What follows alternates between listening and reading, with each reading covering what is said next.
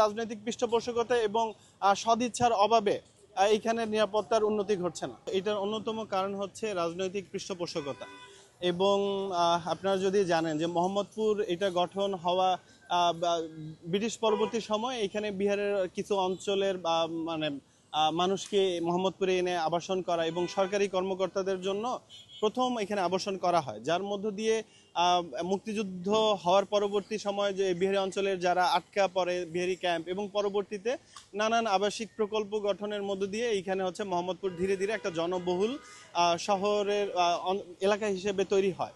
এবং এইখানে আপনারা দেখবেন যে দীর্ঘ সময় বা বিশেষ করে 90 দশকের পরেই এইখানে নানান রকম সন্ত্রাসী তৎপরতার একটা আবির্ভাব দেখা যায়, নানান রকম মাফিয়া সিন্ডিকেট দেখা যায়, নানান রকম খুনের ঘটনা। এবং আমরা দেখব যে আওয়ামী রেজিমের সময় তৎকালীন যারা এমপি ছিলেন তারা হচ্ছে গিয়ে নানান অঞ্চল থেকে মানুষ এনে তারা জায়গা জমি দখলের উদ্দেশ্যে হচ্ছে নানান রকম বস্তি তৈরি করতেন এবং তাদেরকে হচ্ছে ওইখানে মাদকের সিন্ডিকেট, মাদক ব্যবসা এবং রাজনৈতিক কাজে ব্যবহারের উদ্দেশ্যে ব্যবহার করা হইতো। এবং পরবর্তীতে এবং তখন হচ্ছে গিয়ে দীর্ঘ সময় ধরেই মোহাম্মদপুরে এই সন্ত্রাসী কর্মকাণ্ডগুলো চলমান ছিল। কিন্তু 5ই আগস্টের পরে আপনারা দেখবেন যে হচ্ছে গিয়ে এই ঘটনাটা আরও অতিরিক্ত আকারে বৃদ্ধি পায় এবং বিএনপি এখন সরকার গঠন করার পরেও এটা কোনো অংশে বাড়ছে না, বরঞ্চ বাড়তেছে। তো এইটার কারণ হচ্ছে গিয়ে এখন বিএনপিরও যারা হচ্ছে গিয়ে এইখানকার রাজনৈতিক নেতৃবৃন্দ বা অনেকে যারা এইরকম সিন্ডিকেটের সাথে যুক্ত তারা এই সকলের পৃষ্ঠপোষকতা করতেছে এবং এইখানকার নানান রকম মাদক সিন্ডিকেট সহ নানান রকমভাবে হচ্ছে তারা ব্যবসা বাণিজ্যের মধ্যে হচ্ছে যুক্ত আছেন এবং এখানকার কিশোর গ্যাংদের পৃষ্ঠপোষকতা করে রাজনৈতিকভাবে ব্যবহার করতেছেন। তো এই সকল কারণে এখন দেখা যাচ্ছে যে হচ্ছে সবকিছু নিয়ন্ত্রণের বাইরে চলে যাচ্ছে এবং প্রশাসন বলছেন যে হচ্ছে তারা এটা দেখতেছেন, নিয়ন্ত্রণ করতেছেন এবং এইটা আসলে আমরা বাস্তবে দেখতে পারতেছি না। এবং প্রতিনিয়ত সাধারণ মানুষ এইখানকার সন্ত্রাসী রাজনৈতিক দলীয় নানান নেতা সহ নানান সিন্ডিকেট ধারা আক্রমণের শিকার হচ্ছেন। আপনারা দেখবেন কিছুদিন আগে আমরা স্টেট ফার্স্ট কুরিয়ার মোহাম্মদপুরের যেটা নদীর ওই পার ওয়্যার হাউস, সেইখানকে চাঁদার দাবি করা একটা গ্রুপ পরবর্তীতে হচ্ছে তাদের একটা গাড়ি ছিনতাই করা হয় এবং একই সাথে হচ্ছে গিয়ে ওনাদেরকে থ্রেট দিয়ে একটা মবও তৈরি হয়েছে। তো এইখানে এইরকম ঘটনা যে আপনারা যদি হচ্ছে তাদেরকে চাঁদা না দেন বা তাদের সিন্ডিকেটের মধ্যে দিয়ে না চলেন তাহলে এরা হচ্ছে আপনার নানান রকম ক্ষতির শিকার হবেন। তো এইখানে সাধারণ জনগণও একইভাবে হচ্ছে ভিকটিম আকারে পরিণত হয়েছে। এইখানে তারা আসলে সাধারণ জনগণ জিম্মি আকারে মানে তারা আসলে এখান থেকে পরিত্রাণ পাচ্ছে না এবং আমি মনে করি যে এইখানে রাজনৈতিক পৃষ্ঠপোষকতা এবং সদিচ্ছার অভাবে এইখানে নিরাপত্তার উন্নতি ঘটছে না। আসলে এর প্রতিকার কি? এইটার প্রতিকারের জন্য সবার আগে রাজনৈতিক সকল দলগুলোর হচ্ছে ঐক্যমত্য প্রয়োজন যে মোহাম্মদপুরের নিরাপত্তা এবং সন্ত্রাসের বিরুদ্ধে তারা একসাথে কাজ করবেন এবং কোনো সন্ত্রাসী কর্মকাণ্ডের সাথে যেই সকল সিন্ডিকেট আছেন তাদেরকে তারা পৃষ্ঠপোষকতা করবেন না। এবং একই সাথে এইখানকার যারা জনপ্রতিনিধি তারা তাদের যে কাজকর্ম মানে তাদের তো জনপ্রতিনিধি হওয়া মানে হচ্ছে নাগরিক সেবার উন্নতি করা।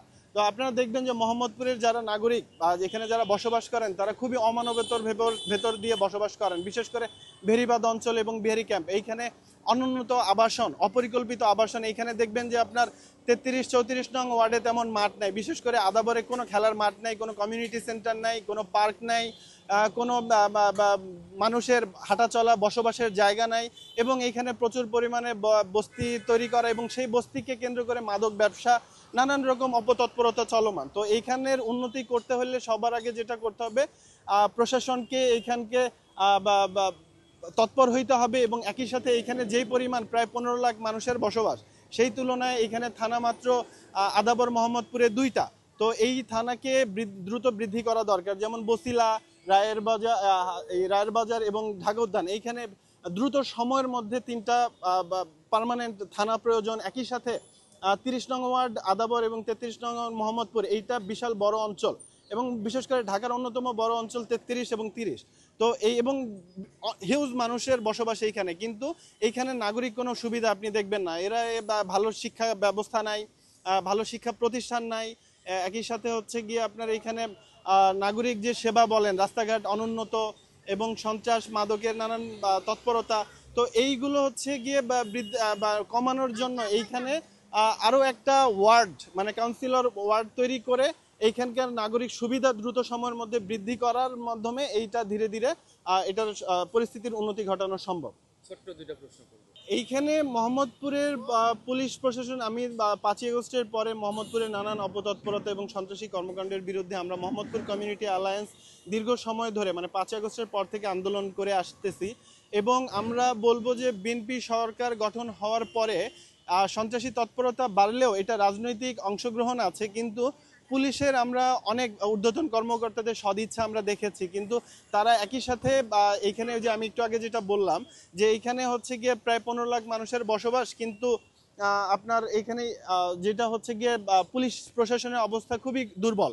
তাদের প্রয়োজনীয় লজিস্টিক্স নাই, তাদের হচ্ছে সংখ্যা 2 থেকে 300-র মধ্যে, কিন্তু 15 লাখ মানুষকে নিয়ন্ত্রণ করা তো 200-300 পুলিশ দিয়ে সম্ভব না। তো আমরা অনেক সিনিয়র পুলিশ অফিসারদের এখানে কাজ করার তৎপরতা আমরা দেখতেছি, কিন্তু এইটা আসলে সঠিকভাবে তারা এটা নিয়ন্ত্রণ করতে পারতেছে না। এইটার মধ্য দিয়ে থানার অনেক পুলিশ কর্মকর্তা আবার দুর্নীতির সাথেও নানান সিন্ডিকেটের সাথেও সম্পৃক্ত।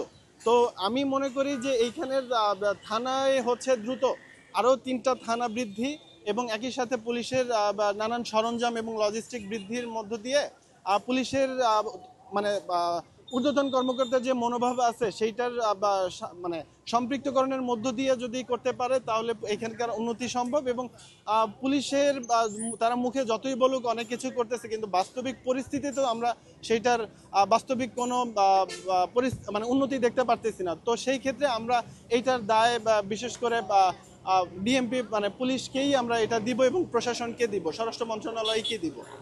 জামায়াতের যে বিষয়টা, এইখানে জামায়াতের বিষয়টা আমি আসলে স্পেসিফিকভাবে এইভাবে কোনো অ্যানালাইসিস আমি করি নাই।